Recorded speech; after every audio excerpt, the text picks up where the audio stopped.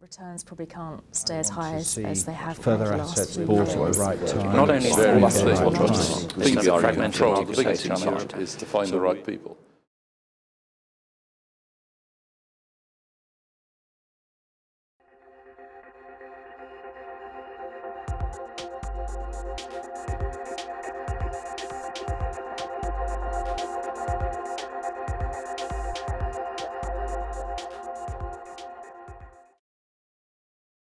My definition of sustainable development or sustainable community, it doesn't need somebody like me coming around 40 years later to redo what the first person got wrong. And that's what it's all about. A healthy community sustains itself. It doesn't need regeneration with a capital R because it's doing it every day of the week. A person improves a building, knocks a building down. It works. You don't have a regeneration company in the City of London because it is powerful enough. And we have got to make places that can sustain themselves, and we can all be out of a job as regeneration specialists because it'll all work naturally. So, what is the reality? And I'll make no apology for it, it's not about the green agenda. The green agenda is important, but the reality comes in the first two. And I was interested to hear that both Chris and David mentioned earlier the economic and the social cohesion. If you get those wrong, it doesn't actually matter whether you've built zero-carbon homes or not. When somebody can explain what a zero-carbon home is to me, I'll be very pleased. But you have got to get those first two right. You cannot ignore them. And when you do move to the green agenda, there is a huge lack of intellectual rigor in the way it is being handled, which is why I say substance over shadow. What really works? And I think it's been hinted at by a number of people. There is a total lack, in my view, of intellectual rigor. And again, I managed to pick up one or two cuttings, one on the 8th of October, Financial Times again. Posturing will not save the planet. Hear, hear. The next one was actually in this Sunday Times yesterday, just added it in at the last moment. The problem for the politicians is that there are conflicting imperatives and no consensus on what should be done. It is not a debate, it's a riot. Voices shouting against one another like dealers on a trading floor. All promise sustainable energy and low carbon emissions. Everyone speaks, nobody listens, and the government calls for yet more talks. It really should be about science. It should be about saying what does work. And yet, time after time, when we get to planners, they don't say, what are you going to do in terms of making your buildings either more green or something. They say, we want a windmill. On one particular scheme in Brighton, I am being made to put 2 windmills to light the car park. The payback period, you'd probably had to replace the windmills 3 times, we calculate, before you'd have paid for the first one. It's a total, complete, busted flush. So why should a planner, why should a planner have the right to force people to waste money? If somebody said to us, and I think the way the government should go is they should take building regulations, they should model a building and say, a building built to the current building regulations performs like that. And then each year they should say, we want you to improve it by 10%, 20%, 30%. That's what we're doing at Dursley, the one I've just shown you. We with Swerder are saying to all the people who are building on the site, we ourselves don't build houses, we're a master planner and master developer. We say, if you want to buy a site on this, you've got to sign up and prove to us and Swerder that the houses will, either by using renewable energy or by using less energy, will be 30% more effective, and we're prepared to subsidize that out of the land price.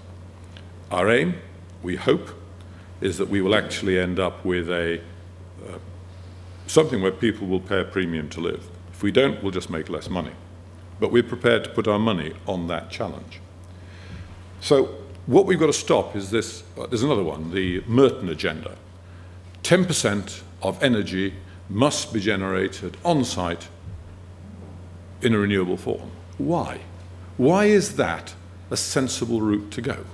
It might be on one place. On another, why don't you just improve the insulation?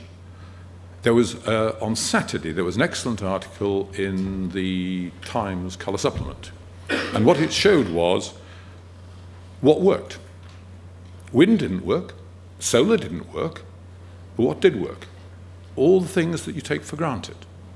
Decent insulation, decent controls on heating systems, condensing boilers. The only problem is they're not headline grabbing. You cannot, as a politician, go and open a well, you could open a condensing boiler, but it would not be a great thing. But you can go and wave at a wind farm, and you can go and wave. What we need is total intellectual rigour. We need a proper development framework for this country. Other countries have them, why not England? We need to region-proof key investment decisions.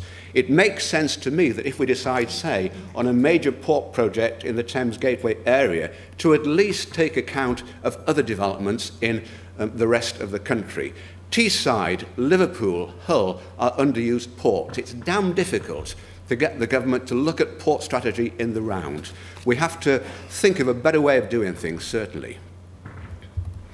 And rail. We certainly do recognise that improvements have been made, particularly on the West Coast Main Line. But as I said today, it's damn difficult to get from Newcastle upon Tyne to Manchester to Liverpool and beyond. We need a lot of investment on rail projects in this country. And airports too. Why, oh why, do BAA always call the shots? Does it not make more sense for a rational airport strategy? Manchester is the third biggest airport in this country. Soon it might overtake Gatwick. The people that run Manchester have, and many people here will recognise this, have desperately want a spur from the West Coast Main Line to actually take traffic from rail to the airport itself, to improve that connectivity between road traffic, between public transport and air travel. It makes a lot of sense. And of course it would relieve congestion in London itself. And ports. Why not consider the expansion of T-Sport, Hull and Liverpool? That would reduce congestion on routes to southern ports, and it would provide potential for underperforming parts of the north. And finally, we call for an equitable spread of university research funding. London-style transport powers for the big conurbations. It's crazy in our mind that in Manchester, 2 or 3 minute walk up the road there, you have buses competing for traffic, for passengers. It's an absolute free-for-all in Greater Manchester.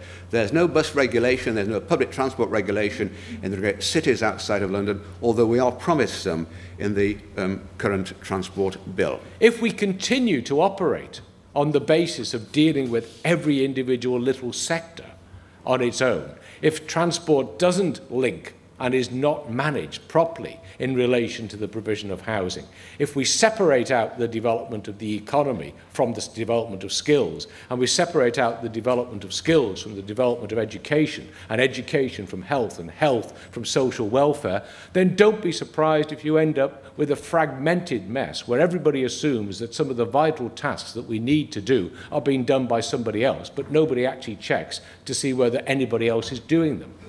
And that, in a sense, is what sustainable communities is about, and that is what the whole argument is for creating underpinning spatial strategies. If you write platitudes in your annual report, if you don't measure progress with meaningful indicators, if you stick sustainability on the side of your company bid by bid, project by project like a plaster, if you second guess how little you can get away with, and if you promise and don't deliver, you will be found out, because sustainability is out to get you. So I know we've moved a long way from sustainable buildings, but you're big enough and hairy enough to make the connections of what I'm talking about. The point is, whatever our business, we can embrace sustainability, openness and ethical behaviour. We can make the balance between social equity, environmental protection and economic vitality. Thank you.